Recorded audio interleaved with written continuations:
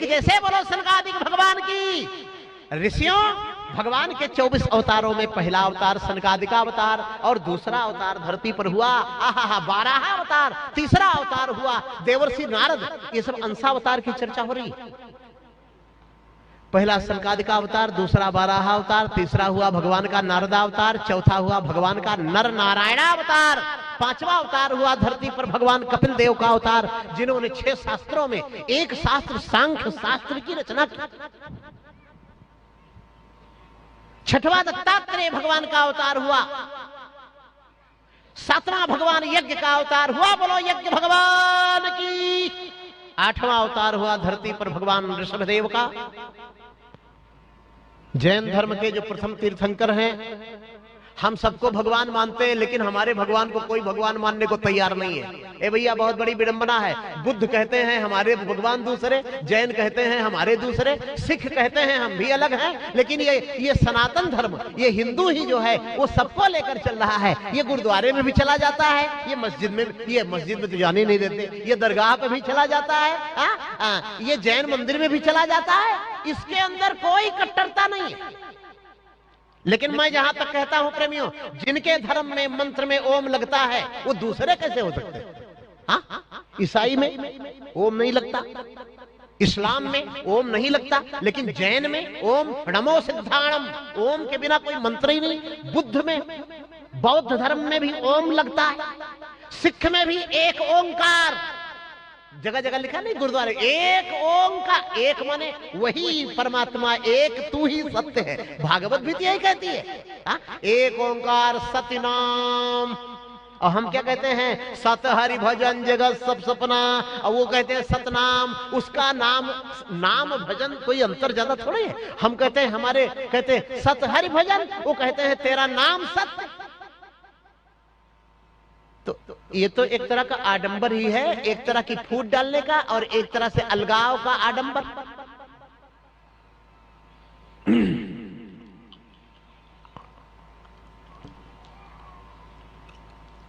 तो कोई जहां भी ओम लगता है वो अलग कैसे है?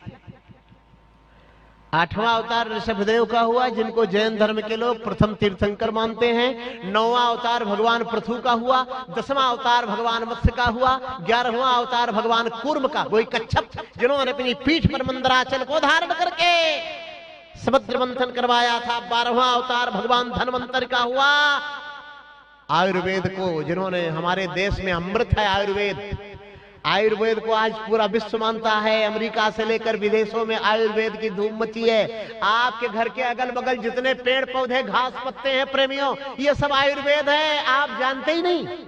आप निरोगी रहना जानते ही नहीं, बस थोड़ी सी जुकाम हुई नहीं कि हॉस्पिटल भागे नहीं। और दिनचर्या हमारी बदलती जा रही है, बिगड़ती जा रही है। हमारे बड़े बड़े आचार्यों ने हमको आयुर्वेद का उपदेश दिया था। धन्वंतरि महाराज भगवान के 12वां अवतार हुए, जिन्होंने आयुर्वेद को हमें दिया, अमृत को दिया। और 13वां अवतार भगवान मोहिनी का हुआ, जो जैसे माने वैसे उसको मनाओ।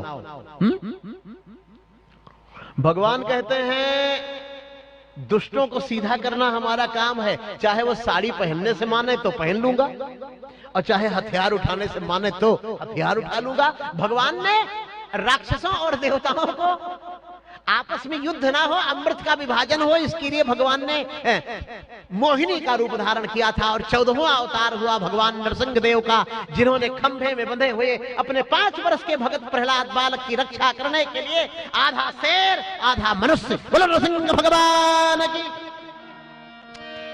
श्रीमद् भागवत में लिखा चतुर्दश नारसिंहम, 14वां अवतार नरसिंह भगवान का हुआ। चतुर्दशम नारसिंहम बिभ्रत दैत्येंद्र मूर्जितम, 15वां अवतार भगवान वामन का हुआ, जिन्होंने अपने भाइयों की संपत्ति जो राजा बलि ने छीन ली थी, वामना अवतार में 52 अंगुल के अवतार धारण करके 3 पग धरती के बहाने सारा तीनों लोग मांग करके दे दिया। ऐसे 15वां अवतार भगवान वामन का। और 16वां अवतार भगवान परशुराम का हुआ, जिन्होंने कुछ दुष्ट राजाओं से युद्ध किया, सबसे नहीं। ये भैया नफरत फैलाना आपस में हिंदुओं में तो बंद करें लोग। परशुराम जी महाराज का क्षत्रियों से विरोध नहीं था, परशुराम जी का सहस्त्रार्जुन के वंश से विरोध था। हाँ? तो भगवान राम ने रावण से युद्ध किया।